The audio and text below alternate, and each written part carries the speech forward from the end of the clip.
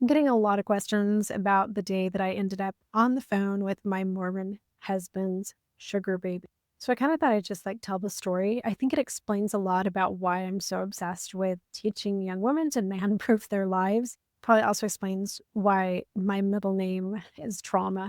My family was living in Utah at the time. Me and Jake had been married for 22 years, and our son was on his Mormon mission.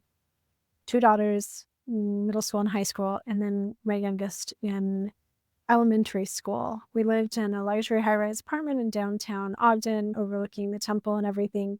And Jake had been partners in an auto dealership with my daughter's Sunday school teacher, who is part of our Mormon ward, lived in our neighborhood. But at some point, he decided to actually start transporting the vehicles for the dealership to make some extra money.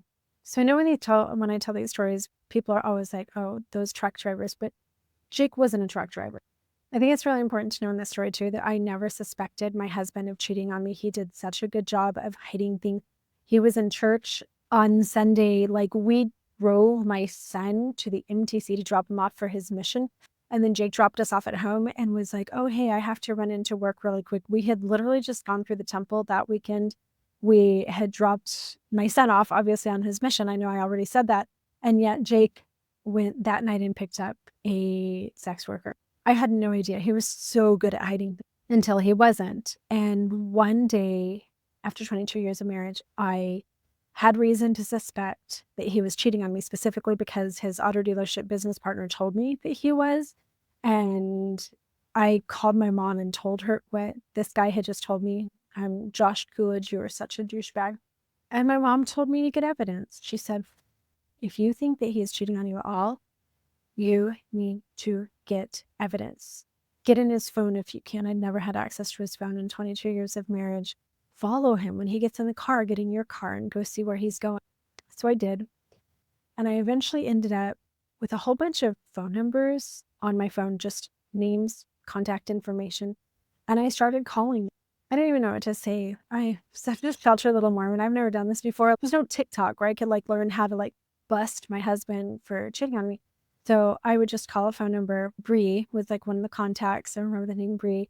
And, "Hey, this is Jenny. I'm looking for Jake. I knew that you guys are friends. Do you know where he is right now?" Some of the numbers were disconnected. Some of the numbers, they just hung up on me. Some of them I left messages, and some of the girls were actually like, "I don't know where Jake is right now. The last time I saw him was 2 months ago, 6 months ago, a year ago." Some of the girls told me that they had had schmucks with my husband. I confronted Jake over the phone. He was on a road trip, and he confessed. He point blank told me, "I've been having schmucks with other women." Dozens and dozens and dozens of affairs over the course of years since the time that we were actually engaged. No, Jake doesn't have a soul, by the way. Because we lived in a very small condo with our kids, it was really difficult for us to talk through things. And no, I didn't change the locks and leave because I was a trad wife. Where would I go? How would I afford to walk away? I had to work things out. I decided to go on the road with Jake, and I started trekking with him for 2 weeks out of the month. My mother-in-law came, we had nannies and stuff, and I would spend 2 weeks on the road with Jake, talk about stuff, come home to the kids. So we're on a road trip one day, and we had just pulled up to our drop-off destination. It was playground equipment in Nebraska for some big school. And as the guys were coming up with the forklifts and all the stuff that they needed to remove the playground equipment from our flatbed trailer, my phone rings. I pick it up. I say, "Hello, it's Jenny." And this voice on the other end sounds very young. She says, "Hi, this is Megan." And she tells me her last name. She said, "You left a message for me looking for Jake." Now, I remembered Megan from Jake's confessions because he had told me that he had fallen in love with a couple of these girls, and he had told me this girl's first and last name. I had grabbed some photos of her from his phone. No clothes on. My husband in the picture, also without his clothes. Now, up to this point, I thought that my husband had actually just been cheating on me with random women. He actually had stories behind everything. He told me, "Oh yeah, this one girl Like Bree, she's a realtor down in Salt Lake City. I met her at a bar. He like named specific things. And I know, what was my Mormon husband doing in the bar? Who the fuck knows? And they all have these great professions like realtors and like law students and oral hygienists and things like that. He made this full confessional about all of these girls and told me all of their amazing careers and what color hair they had and where they had met, what hotel or seedy little hot tub place. Some of them had actually met him in my bed at my home while I was recovering from my ovarian tumor. Some of them, he had bought me a new Mercedes SUV. All of a sudden, out of the blue, I liked my old car. I didn't need a new car. He bought me a new car, and that's because the seat slid down in the fucking back so that he could pick up these girls. So I'm on the phone with Megan, and Jake is out there in his little hard hat with these guys with like their forklift. And he says, "Are you going to help?" And I was like, "Hold on a minute. I'm on the phone with Megan." And you guys, I will never forget my husband of 22 years standing in this parking lot in his little work boots and his stupid hard hat and his little orange vest and his little stupid jeans. The blood literally just falling out of his face. He was white as a ghost.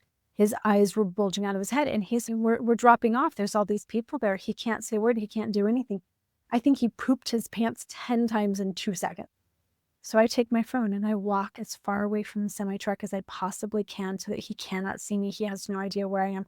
I'm just walking down some random street in Nebraska talking to this woman who said that she had had a long-term relationship with my husband. I think it's important for me to say in this video too that for all of the videos that I do now that I'm Jake's ex-wife about what an asshole he was an abuser, but I loved him more than he loved me.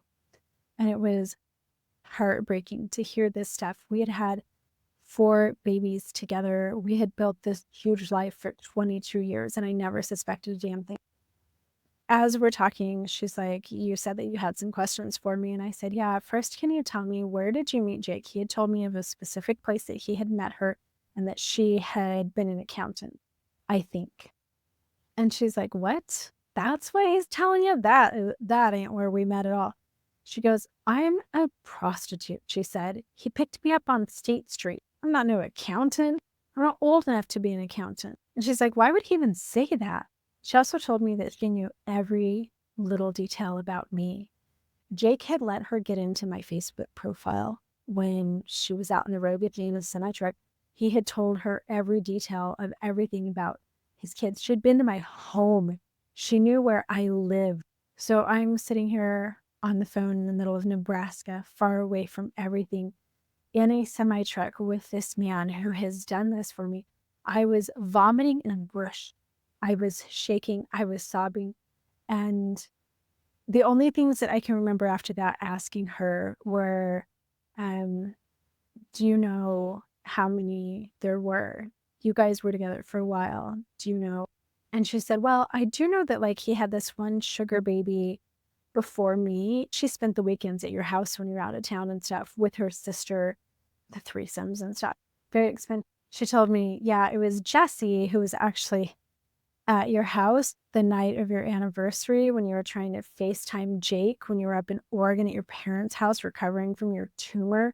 And he didn't answer the phone on your anniversary. That wasn't me. That was Jesse. Jesse was a runaway foster child. She was my husband's sugar daddy for 10 months. So eventually Jake gets done over there and I see that he's done. And I tell Megan, thank you. I tell her I'm going to have to process all of this. Like I'm crying and throwing up. I'm going to have to think about things. I may call you back later. Thank you so much for everything. She spilled all the tea. She spilled all the dirt. I would have never known anything if I hadn't talked to her. I would have still thought that they were just accountants and law students and realtors and like normal people who just happened to want to sleep with some married man. So I walk back to the truck. Jake gets in. Silence for hundreds of miles. That night we eat dinner at this little Denny's truck stop.